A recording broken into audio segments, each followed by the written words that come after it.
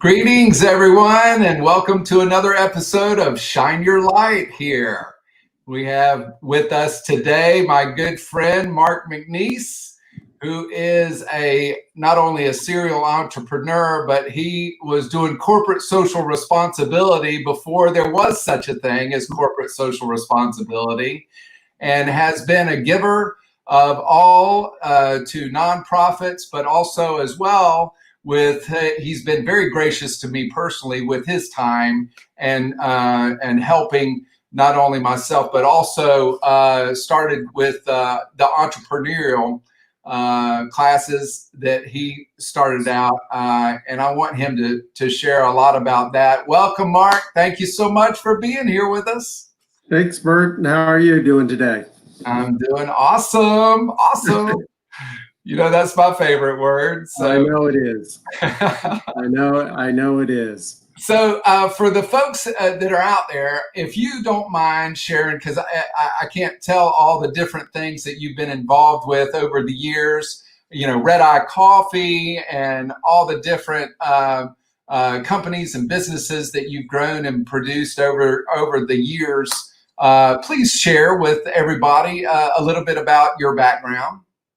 Yeah, originally from Los Angeles, California, born and raised, and was fortunate enough to, after I graduated from college with my bachelor's of science in marketing and finance, I went to work in the family business and did that for about 15 years, and we grew it, and it was a great thing. But I really got to the point, Bert, that making another dollar was not fulfilling me, and I thought that there had to be something more to life, and so I kind of went through what I call my quarter life crisis. Right. At that time, and I went to my family. I was running the business at the time, and went to my family, and I said, I think we should sell it, and I want to go into the ministry and dedicate my life to other people, serving other people for the rest of my life. And we were very blessed. I'm a man of faith, Bert. So I mean, I'd say God blessed us. We sold the company, and I was able to move to Florida. We started a church. And honestly, I thought my business days were behind me at that point. And one thing that I realized very quickly was that one thing that I like to do, and my family has always liked to do, is support local and global empowerment charities. And this is probably not a shock to you, but there's no money in a church startup. Yeah. So the money that I was used to investing in locally and globally was not there, and that's where I decided. I actually, by providence, I would say, I met a local roaster who didn't know how to sell coffee. Right. I didn't know how to roast coffee, but I knew how to sell things. So I decided, hey, I'm gonna buy coffee from this person and then sell it to my friends and family like the Girl Scouts sell cookies, and give all the money away. And that's how RedEye started. I call it my accidental company. I never really had a grand scheme or a plan to go back into business. But you know, the great thing is, you know, over, you know, the past 17 years that we've been doing this, we've grown in our understanding of how do you make an impact through commerce. It's something that we call people, planet, and profits, and how do you balance all three of those things to not only take care of your own family and to take care of your employees, but take care of those who are in your supply chain and take care of the planet. And through that, I was 5 years ago-ish, was invited to Florida State University to start teaching social entrepreneurship, and I've been doing that I'm working with entrepreneurs for the past 5 years. I've been able to help hundreds of startups get up and going. And I do that at FSU. And I also, I started a business called Your Entrepreneurship Coach, where I help people go through the process of starting their companies. And I always encourage them to have socially and environmentally responsible companies, but I don't mandate it. But most people like to think about those things and try to embed that in their business model. Nice. That is so cool how you come full circle with that. And do you see that as a cycle that is, what do you see in the evolution of corporate social responsibility? Yeah, so it's been an interesting process. The first time I was ever called a social entrepreneur was probably 6-7 years ago when FSU asked me to come speak as a social entrepreneur. And I said, well, what's that? Right. Like, you're a social entrepreneur. I'm like, okay. So started looking at that and I'm like, oh yeah, I am a social entrepreneur. And when did like Blackbaud and all those guys, they haven't been around. It's only been about a decade or so that they've even existed, right? Yeah.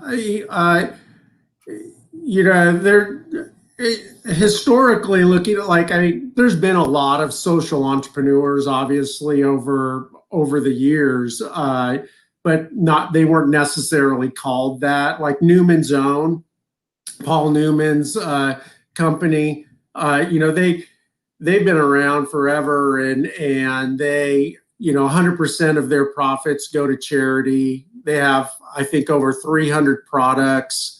Paul Newman and his team were doing that, way before it became, in vogue and cool and things like that. And interesting enough, probably the past 3 years, we've seen this huge uptick in corporate social responsibility, and where consumers are demanding more from their companies, right? It's no longer good enough for companies to just provide a product or service. Consumers are getting more savvy, and I think this is the rise of social media and just the internet. Like, no longer can you exploit children in a developing economy and then try to sell a product. Americans just won't do it, and we've seen lots of companies get hammered with these normal business practices that, with transparency, has given them a black eye. You've seen Nike with their supply chain and exploitation of children. They had to do a major reset. You see Coca-Cola right now is the #1 plastic polluter in the world, trying to figure out how do we get a handle on this. And corporations are just they're really struggling. And I think a lot of people are like, what's the difference between social entrepreneurship and corporate social responsibility? Well, I believe that social entrepreneurs saw this a lot, that consumers, and this is what I saw, that I believe that consumers, given the choice, would want to buy ethically sourced organic coffee with the profits going to charity over corporate coffee that exploits farmers and makes a CEO a gajillionaire, right? Right. I got you.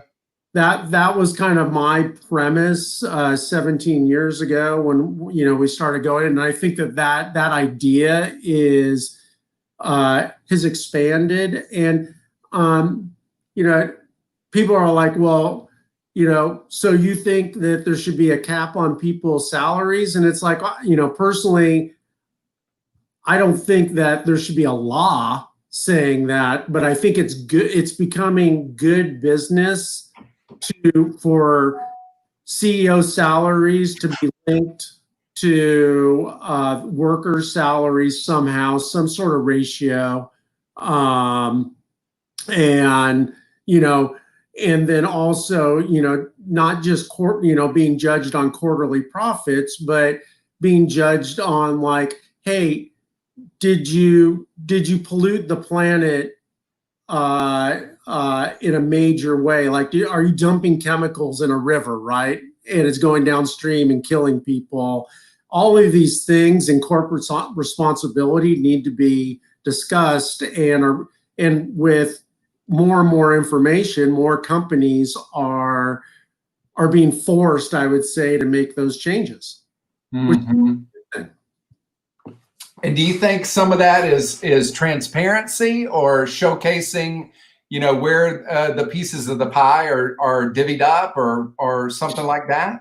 Yeah, I mean, and this is where I think a lot of companies get it wrong. They try to jump on the green wagon and stuff like that. It's something that we call greenwashing, where right, you put a green leaf on your package, but you don't change anything, or find you have misleading packaging, right, and that's a real problem. And that's one thing me as a corporate social responsibility consultant can help companies avoid making those major mistakes, because really transparency is the key. I think corporations are very fearful of this because they know that their practices aren't that great. But the good thing, is Coca-Cola is a great example. Coca-Cola, I call them the best of the worst, or the worst of the best, or something. Right. They've really owned it. Like they're like, yeah, we're the number one polluter, but this is what we're doing to transition. Like, this is our goals.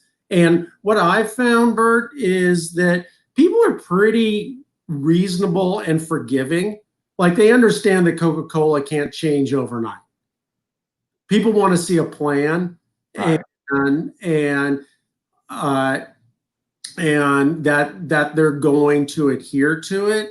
The worst thing that can possibly happen is basically trying to greenwash it like Fiji Water did.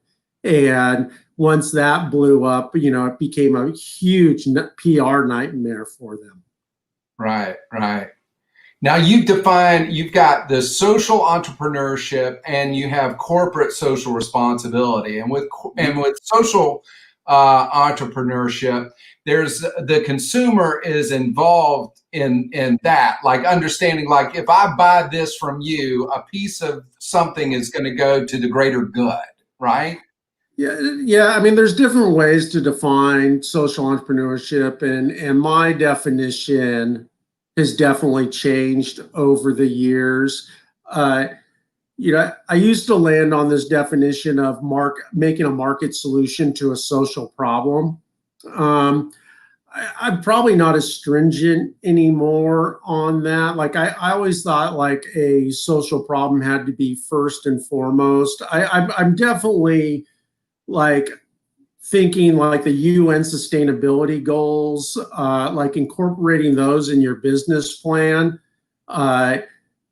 is entrepreneurship. In fact, I believe personally that the whole term social entrepreneurship is going to go away, because I don't think that in the future you can really start a company, be successful, without incorporating corporate social responsibility principles, people, like thinking about people and the planet, as well as the profits in the whole business plan. I kind of look at it like we had the tech revolution, right?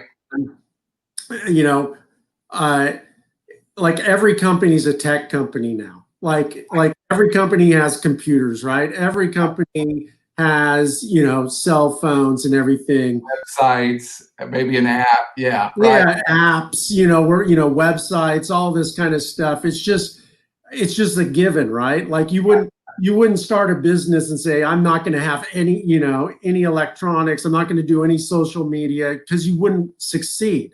Right. And the same thing is what we're seeing is what I call the responsibility revolution. Is we're seeing this major responsibility revolution where consumers are rejecting quarterly profits being a driver at the expense of people and planet. Now, where do you see? Because corporate social responsibility fascinates me, because the way that I see corporate social responsibility right now, it's within the bubble of the corporation is where they usually dwell and utilize any kind of corporate social responsibility platforms for the employees of that corporation to participate in and work through. How do you see in the future the consumer that does business with that corporation playing into the CSR work life? Yeah. So let's take Keurig, for example, the single serve coffee. So 16 billion K-cups go into landfills every single year. And consumers are saying, hey, this is not sustainable. Like, we're dumping all of this plastic, this single-use, the single-use plastic is not sustainable for the long term, and putting a lot of pressure on the Keurig company to come up with alternative ways of single serve. So that impacts decisions, and it's not only the product too. There's something called ESG, which is it stands for environmental and social and governances. And more people are demanding to see more diversity on boards and inclusion. A company that has a bunch of has 12 guys that look like you and me, Bert. Handsome. Yeah, and great smile and witty, but not very diverse, right? Like, I mean, I would imagine you and I, we're middle-aged, middle income, we have a certain perspective, and I got a lot in the middle anyway. Investors are saying, hey, you know what?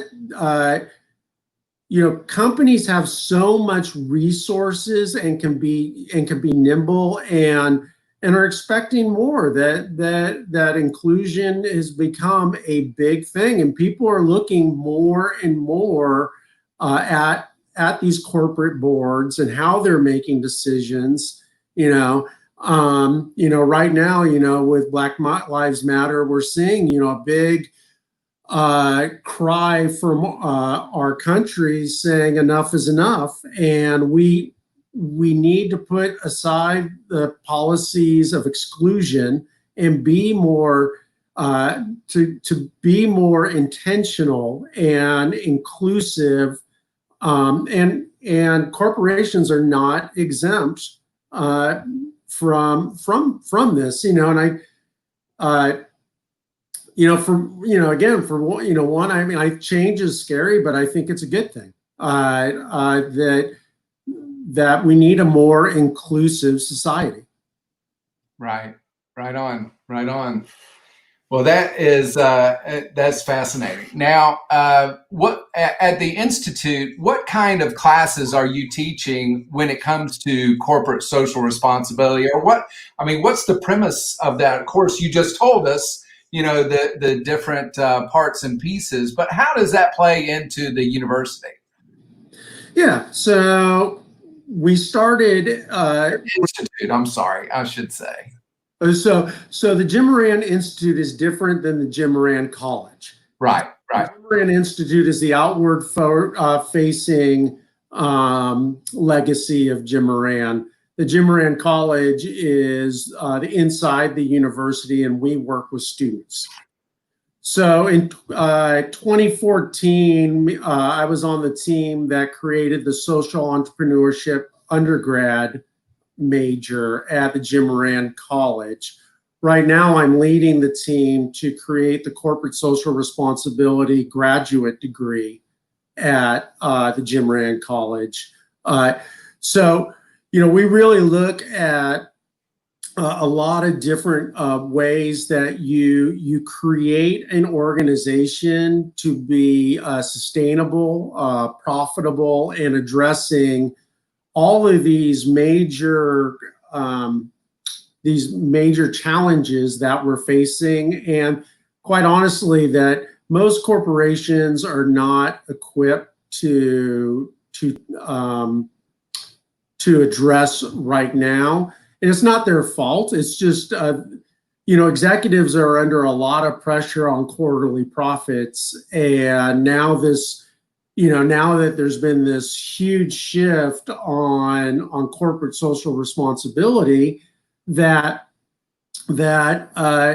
they need help, and just like we saw in previous economic revolution, some companies are going to be able to make the change, and some companies are not. Right. I mean, you and I are old enough to remember, begging our parents to go to Toys R Us on a Saturday, right? Or maybe a little bit older and wanting to go to Borders or something like that, or go to Sears, we got it, and buy some Craftsman tools, or go to Blockbuster and get a movie on Friday night, right? All of these companies that you never dreamed would have gone away just didn't make it in the the tech shift. Right. And the same thing's going to happen, I believe, in the responsibility revolution. Is some companies are just going to say, this is not a real thing. We don't have to change. We're going to keep on doing it the way we've always done it. And there's going to be some huge corporations that go away because they do not respond to this new responsibility revolution. Let me ask you something. I got a question in here that with your access to the information that you're getting about the kids that are coming online now for the jobs, and looking at, there seems to be a disconnect between the corporations and what these kids want in their lifestyle and how they want to work. Can you speak to that? Yeah. I think it's I was thinking about this the other day, actually. There's so many companies that think offering, it's just about offering a compensation package, and it's very transactional. Come to work, do this, we'll pay you. And which honestly, to you and me, that makes a lot of sense, right? But I would say that the vast majority of my students, they're researching companies. If they're not going to start their own company and they're going to go to work for a company, they're looking at how they do business. They all want to work for activist companies that are doing activists in the sense that they're actively trying to do good in the world.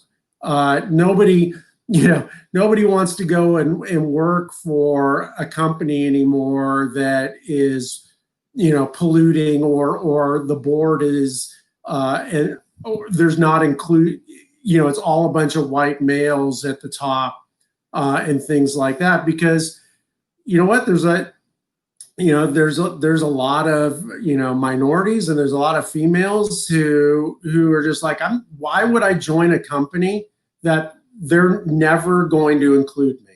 And I don't blame them. I absolutely do not blame them.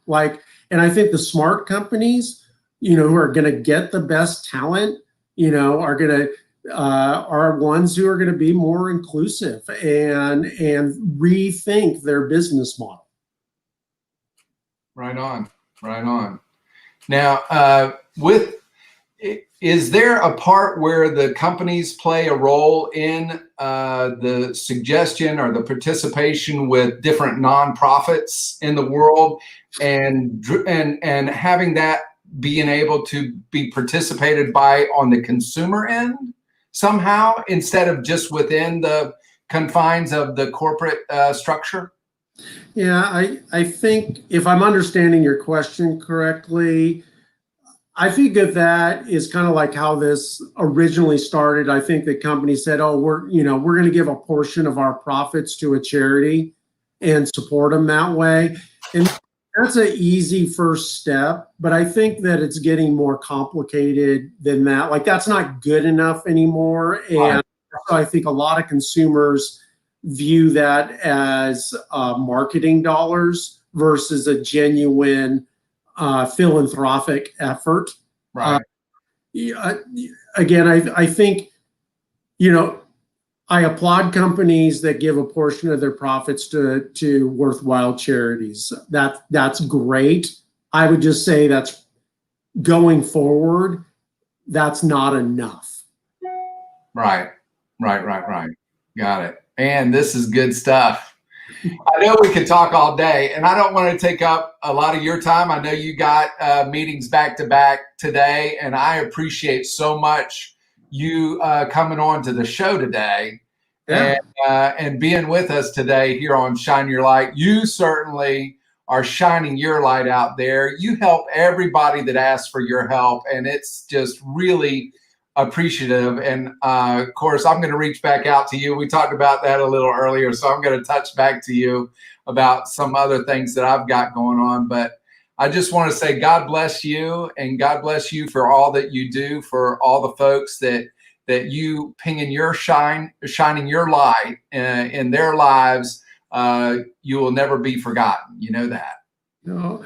Well, thank you so much. And thank you for everything that you're doing. Thanks for having me on the show. Lots of fun. And look forward to continuing the conversation with you. And if any of your viewers, I have a lot of free resources on markmcnees.com, all free for download. You just go to the resource section and there's tons of stuff on there. If somebody needs help starting a business, or if they have a business and they want to think about, how to make it more responsible, definitely reach out to me, and I can help them do that. That's beautiful. Thank you so much for giving of your time and all your good knowledge that you've accumulated over creating all these good businesses that you've created. Well, thank you so much.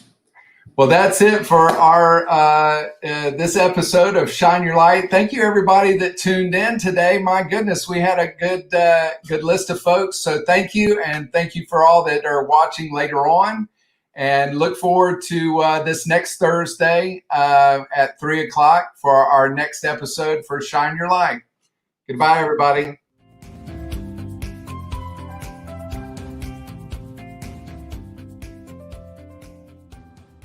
Awesome is a free social networking game focusing on positivity. Engage in a variety of awesome challenges to spread positivity in the world. Watch as the ring around your profile glows brighter, changes colors, and gets more animated as you earn points sharing in awesome. Share your own awesome world and see how much awesome you are creating by watching the leaderboard. Purchase ad gift points to help your friends level up in the form of shiny animated coins. You are awesome. Download today.